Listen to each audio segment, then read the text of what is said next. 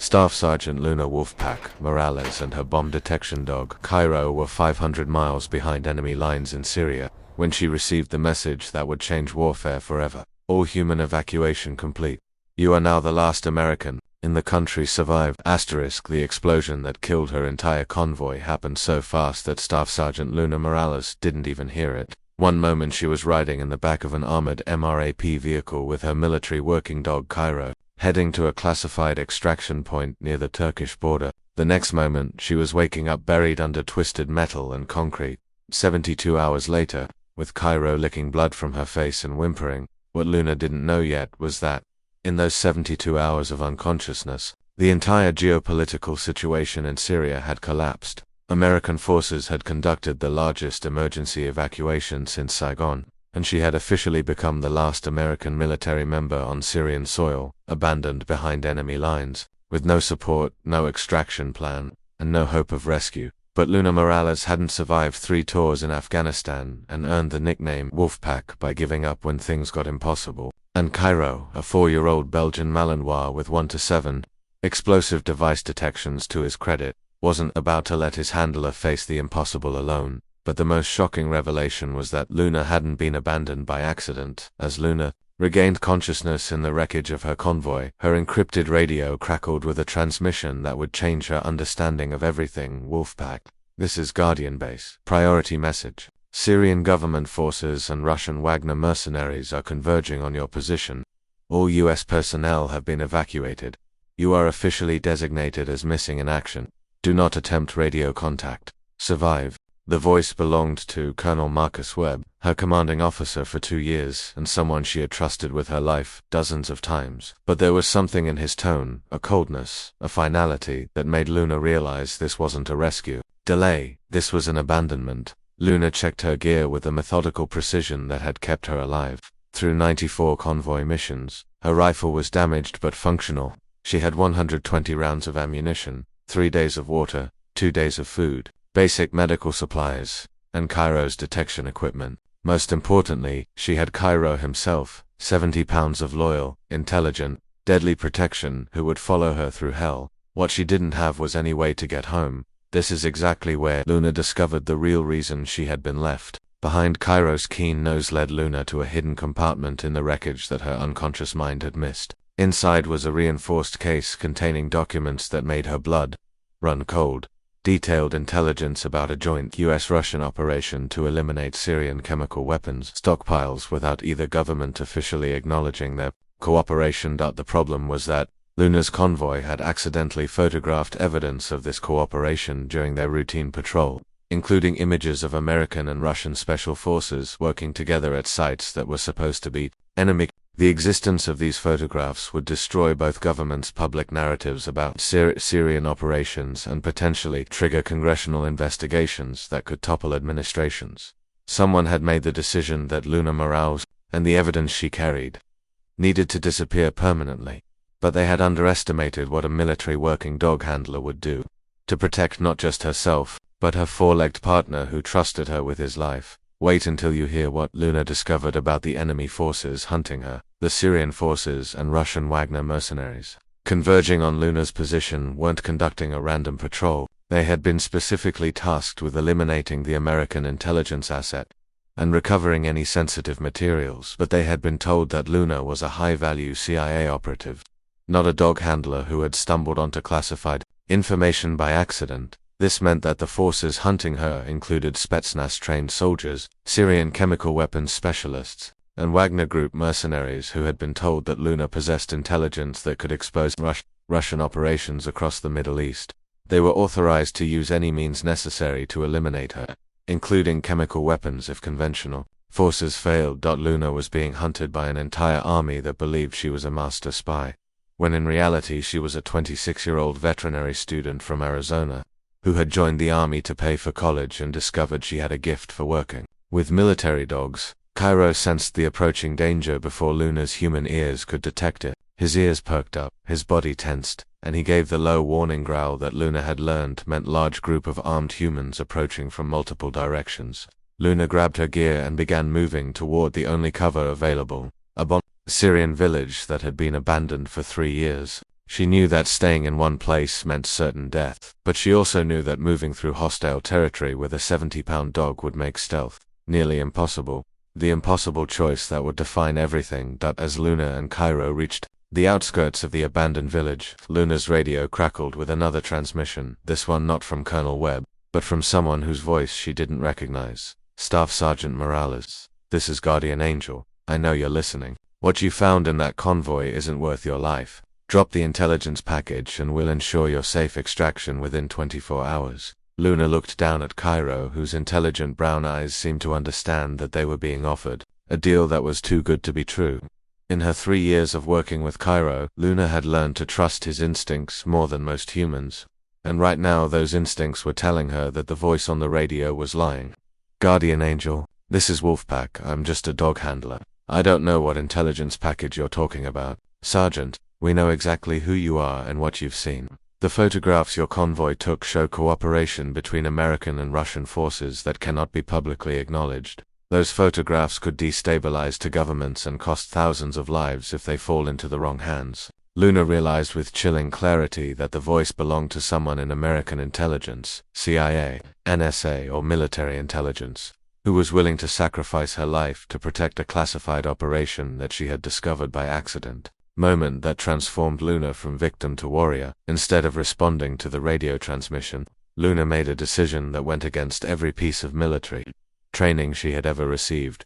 She was going to go on the offensive. Instead of hiding and hoping for rescue, she was going to use her unique skills and Cairo's abilities to turn the hunters into the hunted. Luna had spent 3 years learning how military working dogs could detect not just explosives, but weapons, ammunition, and human sense from distances that seemed impossible. Cairo could track individual humans across miles of terrain, identify different types of firearms by smell, and detect hidden weapons caches that human technology couldn't find. If Luna was being hunted by professional soldiers, she was going to use their own weapons and equipment against them. The first Wagner mercenary team never knew what hit them. Cairo detected their approach from 800 meters away, allowing Luna to set up an ambush using improvised explosive devices she created from materials scavenged from her destroyed convoy. When the smoke cleared, Luna had acquired better weapons, more ammunition, and tactical radio equipment that allowed her to monitor enemy communications. But more importantly, she had sent a message to everyone hunting her. The American dog handler wasn't going to be easy prey.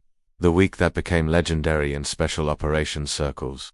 What happened next would be studied in military colleges for decades, but never officially acknowledged by any government. Over the course of 7 days, Luna Morales and Cairo conducted what amounted to a one-woman guerrilla war against Syrian government forces, Russian Wagner mercenaries, and ISIS remnants, all while protecting classified intelligence that multiple governments wanted to bury.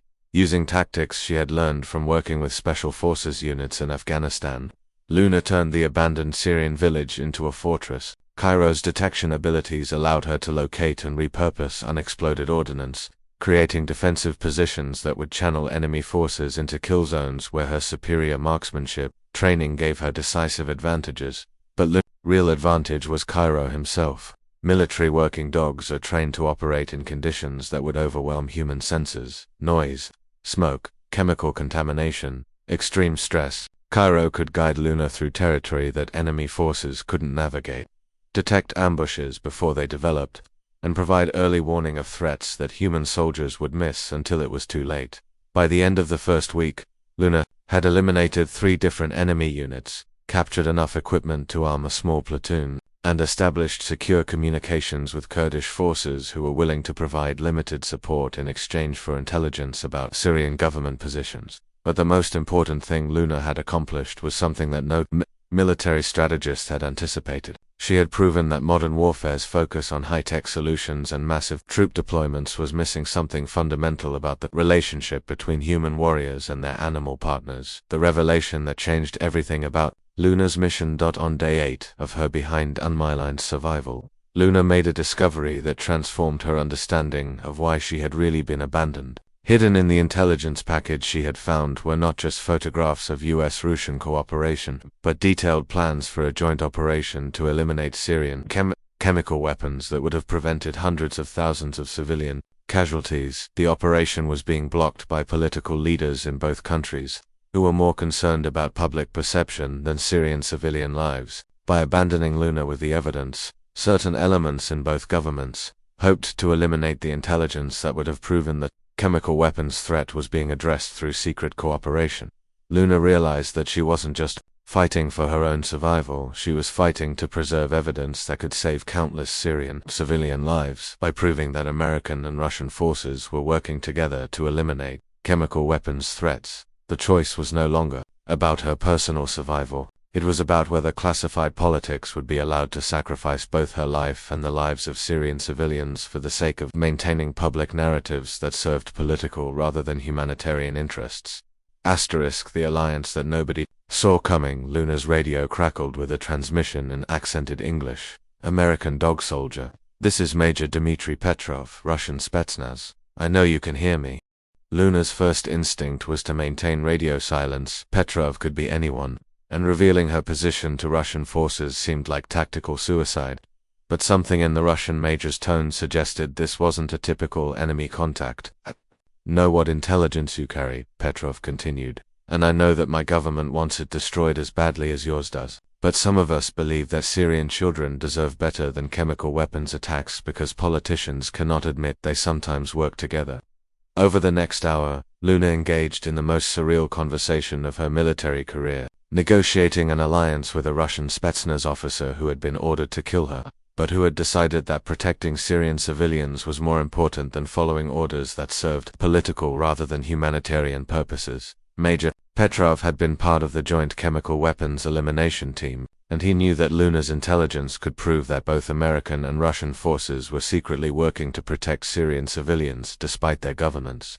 Public hostility, the joint operation that rewrote the rules of modern warfare, what developed over the next 72 hours was unprecedented in modern military history. An American dog handler and a Russian special forces officer conducting joint operations against Syrian government forces, Wagner mercenaries, and ISIS remnants, all while protecting intelligence that both their governments wanted destroyed.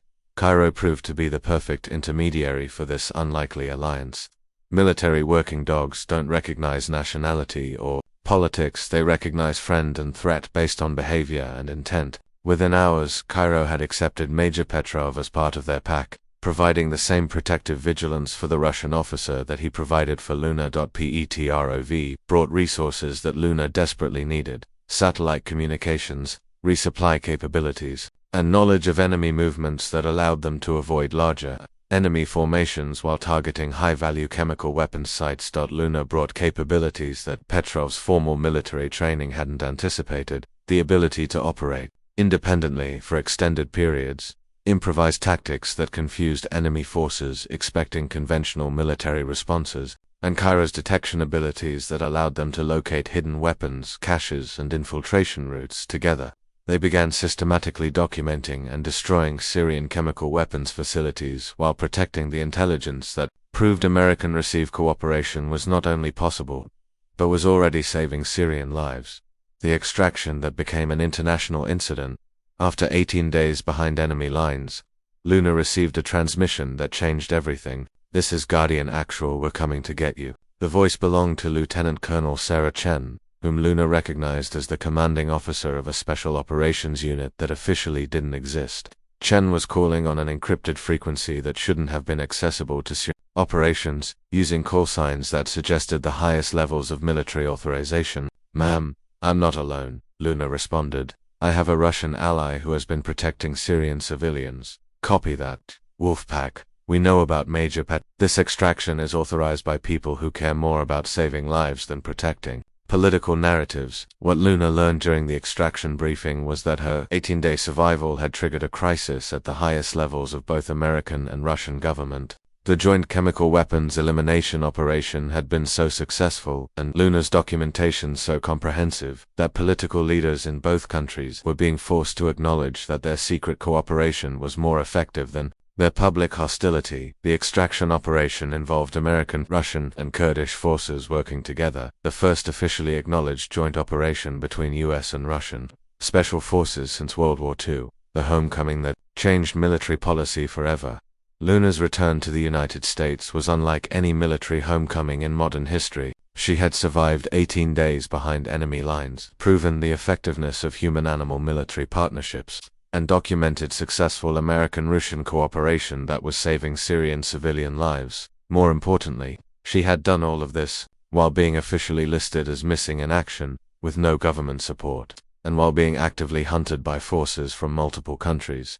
The intelligence she had protected led to the largest chemical weapons elimination operation in Syrian history, preventing an estimated 50,000 civilian casualties. Her tactical innovations with Cairo led to new military working dog training programs that were adopted by special forces units worldwide. But the recognition that meant the most to Luna came from an unexpected source: a letter from Major Dmitry Petrov, who had been quietly transferred to a joint international humanitarian unit that continued the chemical weapons elimination work they had started together. Sergeant Morales, the letter read, "You taught me that true warriors serve humanity, not politics. Cairo taught me that loyalty transcends nationality. Thank you for showing a Russian soldier what American values really mean." The foundation. That became Luna's true legacy. After completing her military service, Luna established the Guardian Pack Foundation, an organization that trained military working dogs for international humanitarian operations.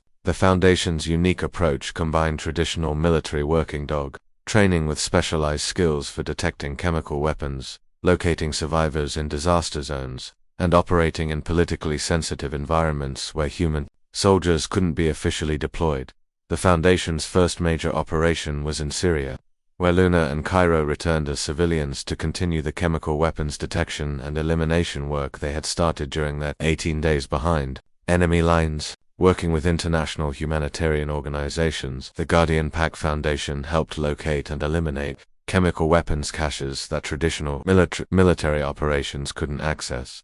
But perhaps the most important aspect of Luna's work was the international cooperation it fostered. The Guardian Pack Foundation became a model for how military expertise could be redirected toward humanitarian purposes, and how human-animal partnerships could transcend political boundaries that limited conventional military cooperation. Legacy that continues to save lives. Today, Luna Morales is a civilian, but her impact on military working dog programs continues to shape operations worldwide. The tactics she developed during her 18 days behind enemy lines using dogs' sensory capabilities to conduct independent operations in hostile territory are now standard training for special operations units. Cairo, now retired from active duty, lives with Luna on a ranch in Arizona where they trained the next generation of Guardian Pack Foundation dogs. At 8 years old, Cairo has retained all of his detection abilities and serves as a mentor for younger dogs learning to work in complex, politically sensitive environments. The chemical weapons elimination work that Luna and Major Petrov started has expanded into a permanent international program, with American and Russian special forces working together through United Nations humanitarian operations that protect civilian populations while maintaining political plausibility for both governments. The truth about modern warfare that Luna discovered. Luna's experience proved something that military strategists are still grappling with. Modern warfare's most complex challenges require solutions that transcend traditional military thinking. The relationship between human soldiers and their animal partners represents capabilities that cannot be replicated by technology or replaced by conventional military doctrine. Military working dogs like Cairo don't recognize political boundaries, international conflicts, or classified intelligence restrictions. They recognize threats to their human partners and respond with loyalty that transcends nationalism. In an era when political considerations often override tactical effectiveness, human-animal military partnerships represent a return to fundamental principles of protection, loyalty, and mission accomplishment. Luna's 18 days behind enemy lines demonstrated that these partnerships can operate effectively in environments where conventional military forces cannot, and that they can foster international cooperation that political leaders cannot achieve through traditional diplomatic channels. The continuing mission. 3 years after her return from Syria, Luna received a call that brought her story full circle. Luna, this is Colonel Chen. We have a situation in Ukraine, chemical weapons threats, civilian populations at risk, and political sensitivities that prevent conventional military response. Are you and Cairo ready for another Guardian Pack mission? Luna looked at Cairo, whose graying muzzle couldn't hide the alert intelligence in his eyes. At 8 years old, Cairo was past the typical retirement age for military working dogs, but his experience and Luna's training had created capabilities that couldn't be replaced. Colonel Cairo and I are civilians now. But if civilian humanitarian organizations need our help protecting innocent people from chemical weapons. Luna paused, watching Cairo's tail begin to wag as he recognized the tone in her voice that meant they had work to do. Ma'am, the Guardian Pack Foundation accepts the mission.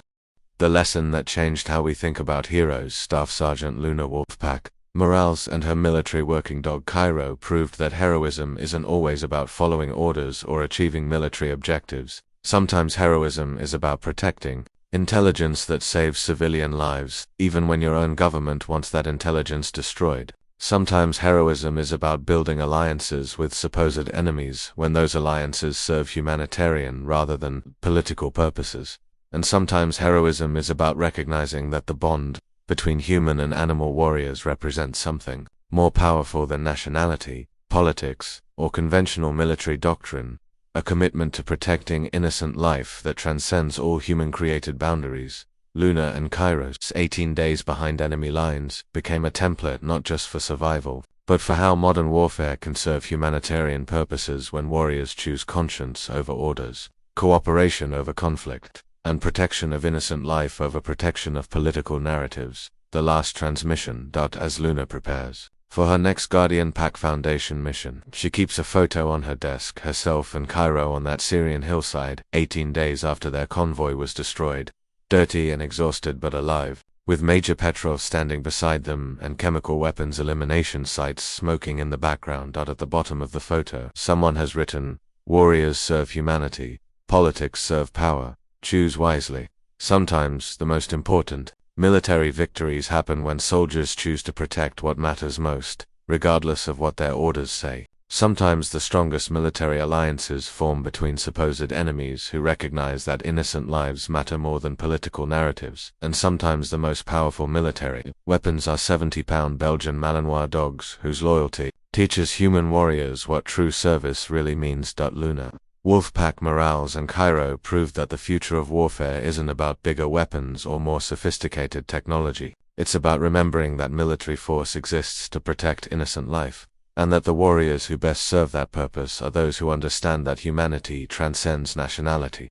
The Guardian Pack Foundation continues their mission today, proving every day that some partnerships are stronger than politics, some loyalties deeper than nationalism, and some heroes come in pairs. One human, one dog, both committed to protecting those who cannot protect themselves.